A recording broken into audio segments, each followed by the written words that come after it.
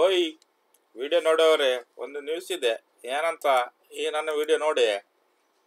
ಕಾಂಗ್ರೆಸ್ನಿಂದ tanker city, ಮಳೆ ಇಲ್ಲ, ನೀರಿಲ್ಲ.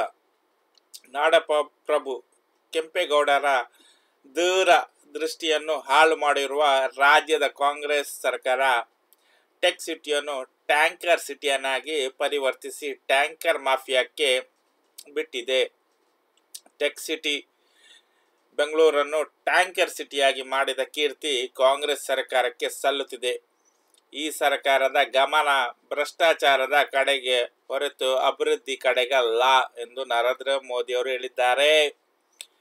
ಅದಕ್ಕೆ ರಿಪ್ಲೈ ಕೊಟ್ಟಿದ್ದಾರೆ ಯಾರು? ಸಿಎಂ ಸಿದ್ದರಾಮಯ್ಯ ಅವರು.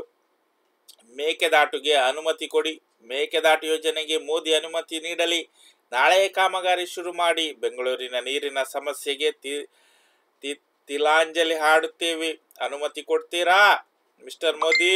ಬೆಂಗಳೂರಿಗೆ ಕುಡಿಯುವ ನೀರು ಪೂರೈಸಲು ಮೇಕೆದಾಟುವಿಗಾಗಿ ಪಾದಯಾತ್ರೆಯನ್ನೇ ಮಾಡಿದ್ದೇವೆ, ನಿಮಗಿದು ಗೊತ್ತಿದೆ ಎಂದು ಸಿದ್ದರಾಮಯ್ಯ ಮುಖ್ಯಮಂತ್ರಿಯವರು ಹೇಳಿದ್ದಾರೆ. ವಿಡಿಯೋ ಇಷ್ಟ ಆದರೆ ಲೈಕ್ ಮಾಡಿ ಮಾರ್ರೆ, ಓಕೆ ಪ್ಲೀಸ್.